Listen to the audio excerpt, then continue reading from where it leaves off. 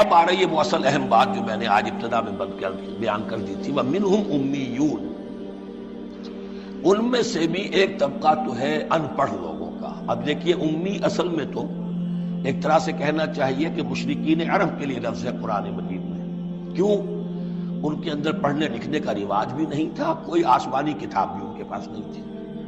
لیکن اب یہود کے بارے میں کہا جا رہا ہے، جیسے آج مسلمان ہیں کہ اکثر و بیشتر مسلمان تو جاہل ہیں، چاہے پی ایچ ڈی کیا ہوا، پی ایچ ڈی تو فزکس میں کیا ہوا ہے، قرآن کی الف بیتیں نہیں آتی، دین کے جو ہے مبادی تک سے ناواقف ہیں، بہت پڑھے لکھے، اس کو ہمارے بعد لوگ کہتے ہیں پڑھے لکھے جاہل۔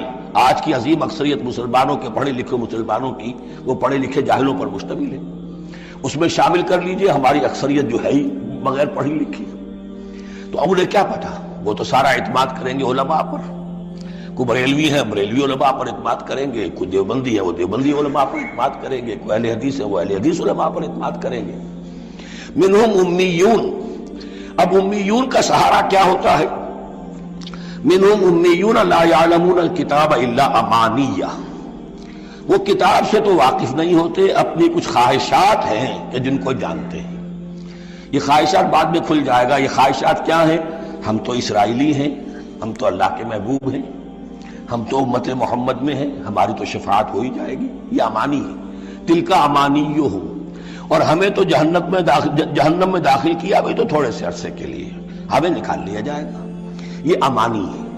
تو ان کے پاس تو یہ تو ان امانی، امنیہ کہتے ہیں خواہش، امانی اس کی جمع ہے، یہ اپنی خواہشات، انگریزی کا لفظ صحیح تعبیر کرے گا وشفل تھنکنگ، یہ اپنی اس وشفل تھنکنگ کے سہارے جی رہے ہیں، علم ان کے پاس ہے ہی نہیں۔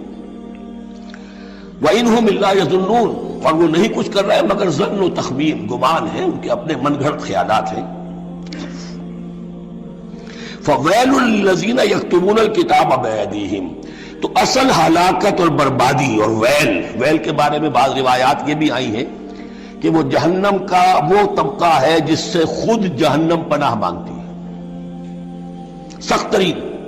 تو وہ ویل، وہ تباہی جو ہے ان کے لیے ہے جو کتاب لکھتے ہیں اپنے ہاتھ سے، ثم یقولون ھذا من عند اللہ، اور پھر کہتے ہیں یہ اللہ کی طرف سے ہے، لیشتروا بہ ثمنا قلیلا، تاکہ کو حاصل کر لیں اس سے کچھ بڑی گھٹیا سی حقیر سی قیمت، یعنی فتویٰ نویسی جس کا معاملہ ہے۔ اب کوئی شخص آیا، اس نے ایک رائے پوچھی، انہوں نے اپنا جو بھی ہے وہ لکھا، کہا یہی دین کا تقاضا ہے، بس یہی علم ہے، یہی اللہ کی بات ہے۔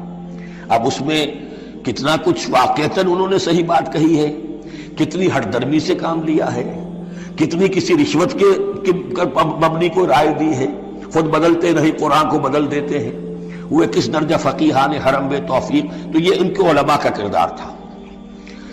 ثم يقولون هذا من عند الله ليشتروا به ثمنا قليلا فويل لهم مما كتبت ايديهم، تو ہلاکت اور بربادی ہے ان کے لیے اس چیز سے کہ جو ان کے ہاتھوں نے لکھی، وویل لهم مما يكسبون، اور ان کے لیے ہلاکت اور بربادی ہے اس کمائی سے جو وہ کر رہے ہیں۔ یہ سارا دھندا جو ہے فتویٰ فروشی کا اور دین فروشی کا، اس کے لیے تباہی وہ اپنے لیے مول لے رہے ہیں، اس سے کوئی ان کو اللہ تعالیٰ کے ہاں کوئی اجر و ثواب نہیں ملے گا۔